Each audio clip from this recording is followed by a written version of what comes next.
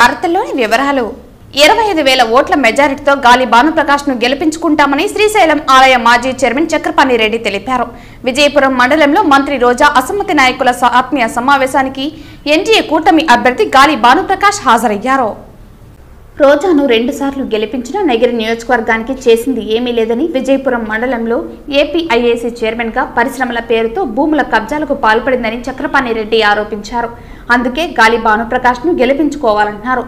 రోజా మీడియాతో మాట్లాడుతూ 5 మండలాల అసమ్మతి నాయకుల సహకారం లేకపోతే 30,000 ఓట్ల మెజారిటీతో గెలుస్తామని చెప్పిందని, అయితే అదే గాలి భానుప్రకాష్ ను 30,000 మెజారిటీతో తాము గెలిపించుకోవాలని కోరారు. నగిరి నియోజకవర్గానికి మంచి రోజులు వచ్చాయని, నగిరిని కాపాడుకోవాలనే సంకల్పంతో అందరూ ఒక్కటయ్యారని, వచ్చిన వారు స్వార్థ ప్రయోజనాల కోసం రాజకీయాలు చేయలేదని తెలిపారు. రోజా కట్టుబట్టలతో నగిరికి వచ్చి కొన్ని వేల కోట్లు ఆస్తులు సంపాదించిందని, నగిరిని నిలువు దోపిడీ చేసిందని, ఇసుక, గుల్ల, గ్రావెల్ దోపిడీ చేసిందని, శ్మశానాలు కబ్జా చేసిందని ఆరోపించారు. ప్రతి ఒక్కరూ సైకిల్ గుర్తుపై ఓటు వేసి నగిరిని కాపాడుకోవాలని తెలిపారు. భానుప్రకాష్ గారిని ఎందుకు గెలిపించాలని, రోజా గారిని 2 సార్లు గెలిపించాము.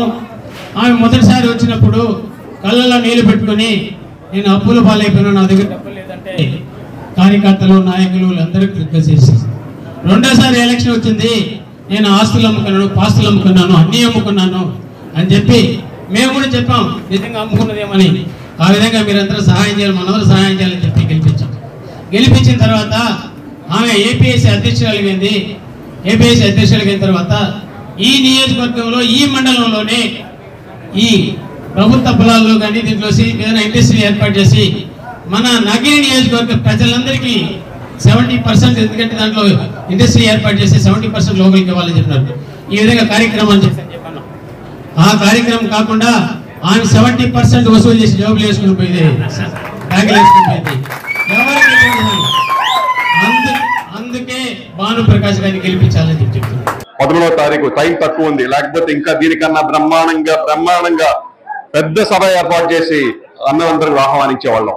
పెద్ద సభ పెట్టి నగిరిలో. కానీ ఎలక్షన్ అనేది ఇంకొక వారం రోజులే ఉంది కాబట్టి ఖచ్చితంగా తొందరగా చేయాల్సి వస్తా ఉంది. రేపు బాబు గారి సమక్షంలో అందరూ కూడా పార్టీలో చేరబోతున్నారు. మన పార్టీలో చేరినాక అందరూ కూడా ఒక కుటుంబ సభ్యులాగా అందరూ పనిచేసుకుంటాం. మీరందరూ కూడా కలిసి ఆశీర్వదిస్తారు, అభిమానిస్తారని చెప్పి ఆశిస్తూ ఇక్కడికి వచ్చిన ప్రతి ఒక్క అన్నకు తమ్ముళ్ళందరూ కూడా పేరు ధన్యవాదాలు చెప్తున్నా.